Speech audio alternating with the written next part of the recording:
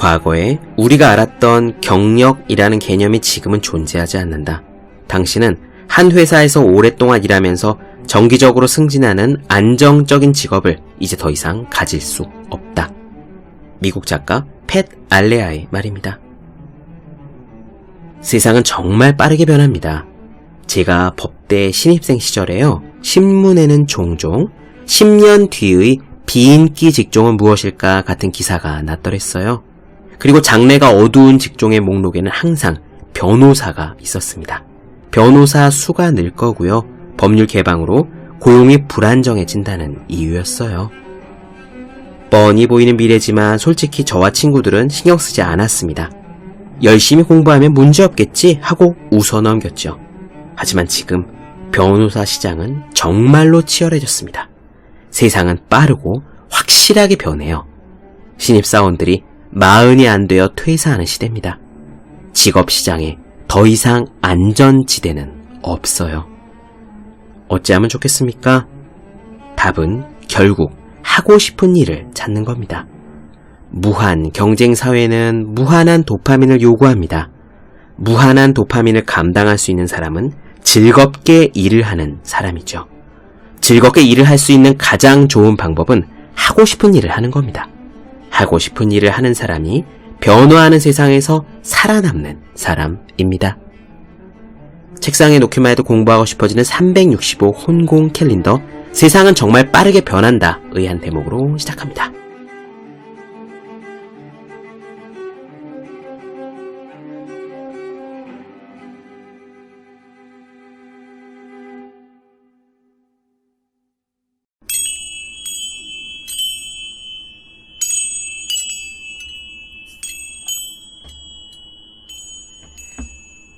네, 안녕하세요. 본격 공부작업 팟캐스트 서울대는 어떻게 공부하는가, 한지우입니다. 우리는 지금 딥백 조프라의 성공을 부르는 7가지 영적 법칙 살펴보고 있습니다.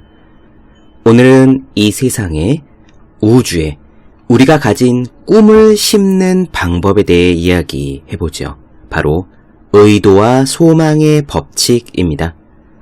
딥백 조프라는요, 우리가 달성하고자 하는 바, 즉 목표를 전 우주에다가 씨앗을 심듯 심을 수 있다고 말합니다. 그러면 마치 비옥한 땅에 심은 씨앗이 잘 자라는 것처럼 저절로 쉽게 그 열매가 맺어진다는 거죠. 만약 다른 법칙들을 잘 따르기만 한다면요, 그것은 흙에다가 비료를 잘 주고 또 비오는 날과 맑은 날이 적절히 섞여서 그 씨앗이 잘 자라기 좋은 최적의 환경에 있는 것을 뜻합니다. 이렇게 좋은 땅, 좋은 환경을 가지고 있다면 다만 우리는 씨앗을 잘 심기만 하면 되지요. 문제는 씨앗을 심는 방법에도 요령이 있다는 거예요. 초등학교 때나 아니면 시골에서 혹시 경험해 보셨는지 모르겠지만 씨앗을요, 올바르게 심지 않으면 싹이 트지 않습니다. 너무 깊게 심으면 싹이 올라오지 못하고요, 너무 얕으면 줄기가 서지 못하고 죽어버리잖아요. 우리의 이 의도를 우주에 심는 것도 마찬가지입니다. 그러면 어떻게 해야 잘 심는 거냐? 딥팩은요, 그 씨앗을 생각과 생각 사이의 틈새에 풀어놓으라고 말합니다. 딥팩의 설명이 약간 불충분한 느낌이긴 한데, 제가 딥팩의 다른 인터뷰를 비롯해 또 다른 곳들에서 이해한 바에 따르면 이렇습니다. 우리는 쉴 새 없이 생각을 해요. 이 생각 자체는 고요함이 아닙니다. 시끄럽죠? 이 생각 안에 의도를 심으면 안 됩니다. 소용이 없어요. 그럼 어디에 심느냐? 딥팩은 그것을 생각과 생각 사이라고 합니다. 즉 고요한 틈새예요. 이건 인도의 저 유명한 명상가인 오쇼 라지니시도 똑같이 이야기했는데요. 경전을 읽을 때 혹은 스승들의 가르침을 귀로 들을 때 진정한 깨달음의 순간은 글자와 글자 사이, 말과 말 사이에 있다고 가르쳤었거든요.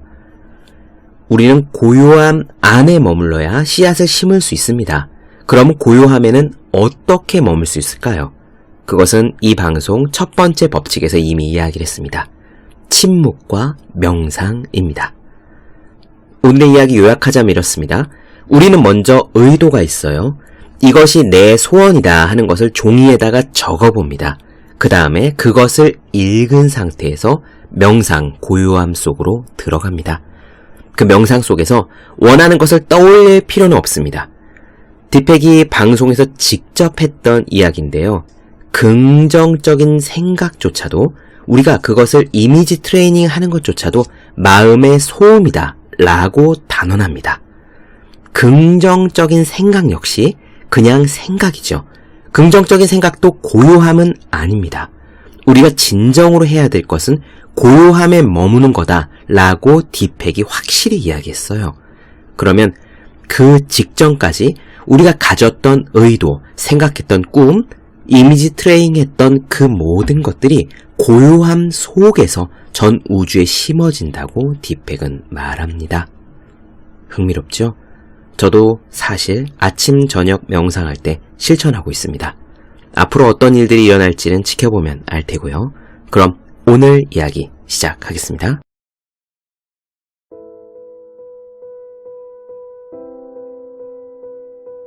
인도의 리그베다에는 이런 문장이 나온다. 태초에 소망이 있었으니 그것이 마음의 첫 번째 씨앗이다. 가슴으로 명상을 한 성자들은 그들의 지혜로서 존재와 비존재의 연결을 발견했다. 이제 성공을 부르는 5가지 영적 법칙, 의도와 소망의 법칙을 살펴보자. 이 법칙은 에너지와 정보가 자연 속 어디에나 존재한다는 사실에 기초하고 있다. 사실 양자의 수준에서는 에너지와 정보 외에는 아무것도 없다. 그리고 이 양자의 수준, 양자장은 의도와 소망에 의해 영향을 받는다. 이 과정을 좀 더 자세히 살펴보자. 꽃, 무지개, 나무, 풀잎, 우리의 몸 등등은 본질적인 원소로 계속 쪼개고 제일 작게 쪼개면 결국 에너지와 정보다. 우리의 몸과 저 나무의 유일한 차이는 각각의 몸에 담긴 정보와 에너지의 내용일 뿐이다. 물질적인 수준에서는 우리의 몸과 나무가 동일한 똑같은 원소들로 이루어져 있는데 대부분은 탄소, 수소, 산소, 질소 같은 것들이다. 그리고 극소량의 다른 원소들도 포함된다. 우리는 몇 달러만 주면 가게에서 이런 수소, 산소, 질소들을 구입할 수 있다. 따라서 우리의 몸과 저 나무의 차이는 탄소, 수소, 산소 같은 것들이 아니다. 둘 사이의 진정한 차이는 에너지와 정보에 있다. 우리는 다행스럽게도 정말 감사하게도 에너지와 정보의 내용을 알아차릴 수 있는 신경계를 가지고 있다. 우리는 자신의 생각이란 느낌, 감정, 소망, 기억, 본능, 충동, 믿음들로서 이 장들을 경험한다. 우리의 몸은 우주의 몸과 분리되어 있지 않다. 양자역학적인 수준에서는 분명하게 나눌 수 있는 경계라는 게 없기 때문이다. 우리는 커다란 양자의 장 안에서 꿈틀거리는 작은 움직임이자 하나의 소용돌이와도 같다. 인간의 신경계는 그 자체의 정보와 에너지를 인식할 수 있다. 뿐만 아니라 인간의 의식은 무한히 유연하기 때문에 우리는 신체에서 일어나는 정보의 내용을 의식적으로 바꿀 수도 있다. 그래서 우리의 확장된 몸, 즉 우주의 에너지와 정보의 내용에 영향을 미쳐서 우리가 원하는 것들이 발현되게 할 수도 있다. 이 의식적인 변화는 의식 안에 들어있는 2가지 성질, 첫째는 관심, 둘째는 의도에 의해 일어난다. 관심은 에너지를 부여하고 의도는 그것을 변형시킨다. 우리가 관심을 주는 것은 무엇이든지 우리의 삶에서 더욱 강해진다. 그리고 우리가 관심을 거두면 그것은 무엇이든지 약해져서 사라질 것이다. 성공을 부르는 영적인 법칙들이 함께 작용할 경우 관심의 대상에 우리가 의도를 주면 의도된 결과가 일어나도록 시공간에서 일어나는 무한한 사건들이 잘 조율될 것이다. 관심이라는 비옥한 땅에 심어진 의도는 무한한 조직력을 지니게 되기 때문이다. 우리 인간의 신경계가 놀라운 점은 의식적인 의도를 통해서 이 무한한 조직력을 지휘할 수 있다는 거다. 자연의 다른 법칙들을 위반하지 않는 한 우리는 자연의 법칙이 우리의 꿈과 소망들을 이루도록 의도를 통해서 문자 그대로 명료할 수 있다. 무한한 조직력을 지닌 우주의 컴퓨터가 우리를 위해 일하도록 만들 수 있는 거다. 한 가지 주의해야 할 점은 자신의 의도를 인류의 유익함을 위해서 사용해야 한다는 사실이다. 우리가 성공의 7가지 영적 법칙을 내면하면 사실 우리는 자연히 그렇게 된다. 의도가 무엇인지 생각해보자. 의도는 소망 뒤에 숨어있는 진정한 힘이다. 의도 자체만으로도 매우 강력하다. 의도는 결과에 집착하지 않는 소망이기 때문이다.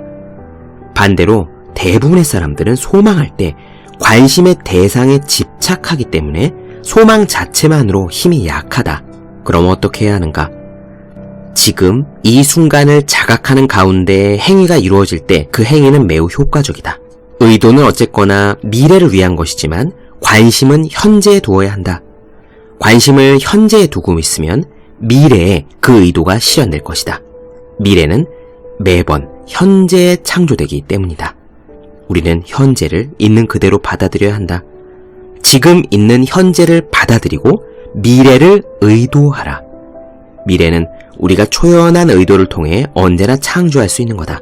하지만 그러기 위해서는 결코 지금 현재를 거부해서는 안 된다. 현재의 이 초연한 자유에 바탕을 둔 의도는 우리가 소망하는 것은 무엇이든 간에 그것을 창조하기 위해 물질과 에너지, 시공간의 사건들을 적절히 혼합하는 촉매로 작용한다.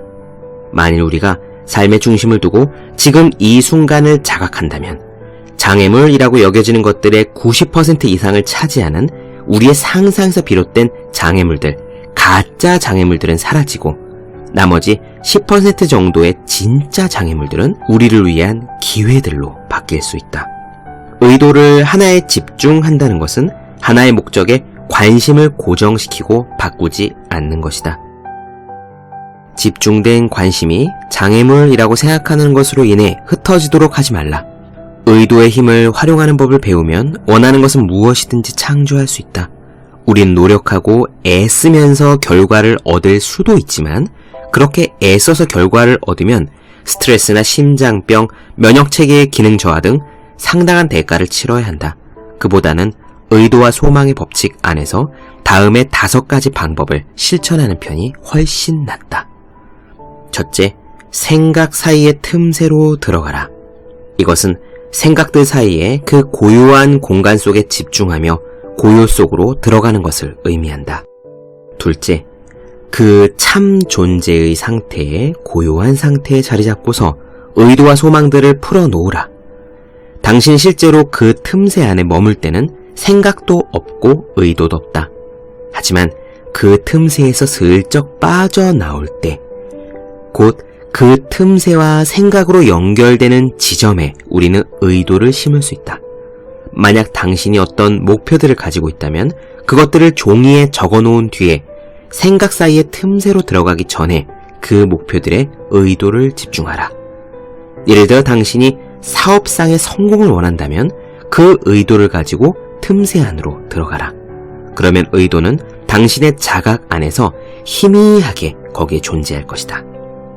셋째, 자기 자신의 내적 기준을 에고가 아닌 영혼에 두는 상태에 머물러야 한다. 이는 당신의 진정한 참나 혹은 영혼을 계속 자각하는 것을 의미한다. 이것은 또한 자기 자신을 세상의 눈을 통해 바라보지 않는다는 것을 말하며 사람들의 의견이나 비판에 영향받지 않는다는 뜻이다. 이렇게 하는 데 도움이 되는 한 가지 방법은 자신의 소망을 혼자 간직하는 데 있다. 당신과 똑같은 소망을 가지고 있다고 말하거나 긴밀한 유대관계를 맺고 있는 사람, 그러니까 생각이 통하는 사람을 제외하고는 어느 누구에게도 소망을 말하지 말라. 넷째, 결과에 집착하지 말라. 이것은 특정한 결과가 나오기를 고집하지 않으며 불확실성의 지혜 안에서 살아간다는 뜻이다. 또한 비록 결과가 어떨지는 알지 못해도 삶이라는 여행에 주어지는 모든 순간을 즐긴다는 뜻이다. 마지막 5째, 그 밖의 세부 사항들은 저 우주가 알아서 처리하도록 맡기라. 의도와 소망들을 그 틈새 안에 풀어놓으면 그것들은 무한한 힘을 갖고 있다. 당신을 위해 모든 세부 사항들을 조율할 의도의 무한한 힘, 무한한 조직력을 신뢰하라. 당신의 진정한 본성은 순수한 영혼이라는 것을 기억해야 한다. 어디를 가든지 참 나의 의식을 지니고 다니며 소망들을 부드럽게 풀어놓으라. 그러면 이 우주가 당신을 위해 나머지 모든 일들을 할 것이다.